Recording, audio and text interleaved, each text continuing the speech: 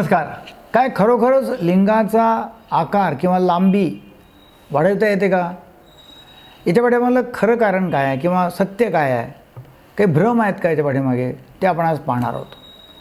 सगळ्यात जास्त सोशल मीडियावरती विचारला प्रश्न हा आहे की डॉक्टर, लिंगाचा आकार कसा वाढवता येईल, लांबी कशी वाढवता येईल, गोलाई जी असते ती कशी वाढवता येईल.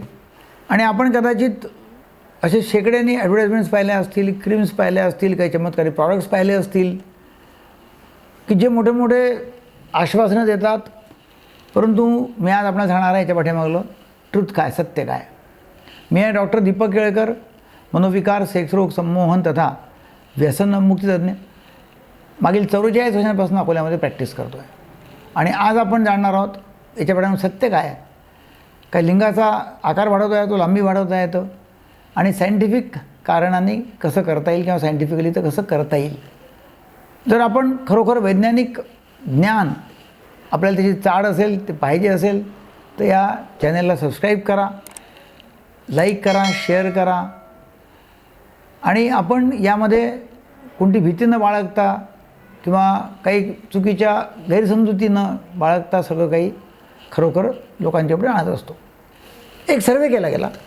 50,000 पुरुषांना विचारलं की काय तुम्ही तुमच्या लिंगाच्या लांबीने खुश आहे, आणि आश्चर्यचकित असे परिणाम बाहेर आलेत. 55% पुरुषांनी असं म्हटलं की ते त्यांच्या लिंगाच्या लांबीने असंतुष्ट आहेत. परंतु त्यांच्या महिला पार्टनरला असं विचारलं तेव्हा त्यापैकी 85% महिला पार्टनर खुश होते. मग खरोखर प्रॉब्लेम काय? प्रॉब्लेम आहे पोर्नोग्राफी आणि सोशल मीडिया. त्यांनी काय केलं की नॉर्मलचा अर्थ त्यांनी बिघडवला. विज्ञानाच्या प्रमाणे 5.2 इंच जर लांबी असेल इरेक्ट पेनिसची, 13.2 सेंटीमीटर, तो बरोबर आहे ॲव्हरेज. जर लांबी 2.9 इंचपेक्षा कमी असेल तर ते मायक्रो पेनिस म्हणून म्हटलं जातं. म्हणजे इरेक्ट पेनिस जर असेल ते, म्हणजे 0.14% पुरुषांमध्येही असं आढळतं. म्हणजे त्याचा अर्थ असा आला की 99% पुरुषांमध्ये सामान्यतः लिंगाची लांबी नॉर्मल असते. परंतु काही पुरुष या बाबतीमध्ये खूपच परेशान असतात, टेन्शनमध्ये असतात, आणि याला असं म्हणतात की स्मॉल पेनिस अँक्झायटी डिसऑर्डर किंवा बॉडी डिस्मॉर्फिक डिसऑर्डर. जर एखादा माणूस रोज 1 घंटा किंवा घंटो मतलब तासन तास आपल्या लिंगाच्या आकाराबद्दल विचार करतो आहे, तर त्याचा आत्मविश्वास पडत जाईल, ते संबंध बिघडतील, तो काम करू शकणार नाही, आणि कदाचित तो सुसायडल थॉट्स पण त्याच्या मनामध्ये येतील, आत्मघातकी विचार पण येतील. त्यामुळे हे काही असं मजाक घेऊन चालणार नाही, हलक्यात घेऊन चालणार नाही. ॲक्च्युली आपल्याला याचा उपचार करावा लागेल. तर पहिला इलाज काय? पहिला इलाज आहे सायकोलॉजिकल काउन्सिलिंग. आणि काउन्सिलिंग केल्यानंतर काही सेशन्समध्येच असं आढळून आलं की त्यांनी ते समाधानी झाले, त्यांना समजलं, ते संतुष्ट झाले, त्यांच्यामधला गैरसमज निघून गेला आणि ते चांगले होऊन चालले गेलेत. काय झालं की त्यांना जेव्हा अंडरस्टँडिंग आली तेव्हा त्यांची चिंता कमी झाली, आत्मस्वीकार वाढला, आत्मविश्वास वाढला. जर आपल्याला अशी चिंता असेल तर आपण डेफिनेटली सायकॅट्रिस्ट, सायकोलॉजिस्टला भेटायला पाहिजे आणि काउन्सिलिंग करून घ्यायला पाहिजे. आता नेक्स्ट उपाय कोणता आहे? नेक्स्ट उपाय आहे नॉन सर्जिकल मेथड्स. ते 3 प्रकारे होते नॉन सर्जिकल मेथड्स.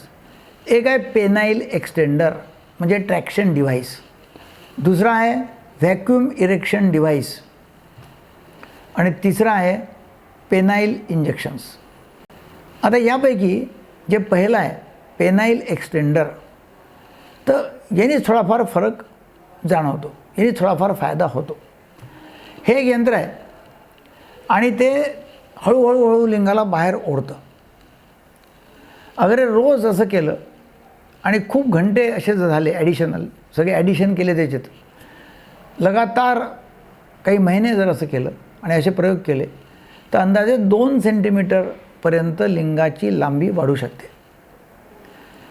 परिणाम काही खूप मोठा नाही आहे, परंतु वैज्ञानिकली सत्य आहे आणि प्रमाणित केला गेलेला आहे. साईड इफेक्ट्स काय याचे? याच्यामुळे हलकासा सुन्नपणा येऊ शकतो, खरोचे म्हणजे ओरबाडल्या जाऊ शकतं, असं होऊ शकतं. व्हॅक्यूम डिव्हाइस वापरलं तर खूप काही लांबी वाढत नाही. पेनाईल इंजेक्शन्स खतरनाक होऊ शकतं, कारण का काही पदार्थ असे आहेत की जे लिंगात टाकले तर त्यांनी गाठी येऊ शकतात किंवा एकदम जास्त कडक होऊ शकतं आणि मग कधीकधी ते लिंग तिरपं येऊ शकतं. त्यामुळे इंजेक्शन नाही लावलं तर बरं आहे. मग नेक्स्ट येतो प्रश्न की काय आपण सर्जरी करायला पाहिजे, ऑपरेशन करायला पाहिजे. तर काही असे मेथड्स आहे की ज्यामध्ये सस्पेन्सरी लिगामेंट रिलीज केलं जातं, ग्राफ्टिंग केलं जातं, कार्टिलेज इम्प्लांट केलं जातं. पण ह्या अनेक जेव्हा अभ्यास केले गेले तेव्हा लोक काही खूप खुश नव्हते यापासून. यापासून इन्फेक्शन झालं, वेदना झाल्या, विकृती आली. यामध्ये इन्फेक्शन झालं, वेदना झाल्या, विकृती आली आणि खूप काही करावं अशा प्रकारचा हा उपाय नाही आहे. तर लांबी वाढवण्याच्या ज्या सर्जरी आहेत या सध्या एक्सपेरिमेंट चालू आहेत, पक्कं काही नाही आहे. त्यामुळे मायक्रोपेनिस जर नसेल तर सध्या काही करायला नको, हात लावायला नको आणि ऑपरेशन करायला नको. तर मग आता खरं शेवटी काय की पेनाईल ट्रॅक्शन थेरपी जी आहे, पेनाईल एक्सटेंडर, हीच खरी ट्रीटमेंट आहे ज्यामुळे 2 सेंटीमीटरपर्यंत लांबी वाढू शकते. आणि बाकी सारे जे उपाय आहेत ते असुरक्षित आहेत किंवा अप्रभावी आहेत. त्यामुळे सत्य काय आहे? सत्य हे आहे की तुमचा आत्मविश्वास हा तुमच्या लांबीपेक्षा केव्हाही जास्त महत्त्वाचा आहे. आपण कम्युनिकेट काय करता, आपला आत्मविश्वास कसा आहे, आपलं सॅटिस्फॅक्शन होतं की नाही होत, हे महत्त्वाचं आहे. लांबी आणि रुंदी महत्त्वाची किंवा लांबी आणि गोले महत्त्वाची नाही आहे. आपण आपल्या शरीरावरती लांबीवरती प्रेम करू नका, स्वतःवरती प्रेम करायला शिका. आपण आपलं मानसिक संतुलन जे आहे, आपली जी बॉडी आहे त्याचं फिटनेस ठेवणं आवश्यक आहे, क्योंकि तेच खरं आकर्षण आहे आणि तेच खरी मानसिक शांती आहे. त्यामुळे याच्यानंतर लक्षात ठेवा, लिंगाच्या लांबीवर कधी जाऊ नका. लिंगाची लांबी महत्त्वाची बिलकुल नाही आहे. हा 5.2 इंच जेव्हा ताठरता आहे ते 5.2 इंच ॲव्हरेज आहे. 3 इंचापेक्षा कमी असेल तर डेफिनेटली कमी आहे, ताठर लिंग असेल तर. तर बस त्याकरता तुम्ही काही ना काही उपाय करा. ताठरता आल्यानंतर 3 इंचापेक्षा कमी नको. बाकी मग काही असलं तरी काही प्रॉब्लेम नाही आहे. व्हिडिओ आवडला तरी लोकांना शेअर करा. Thank you very much.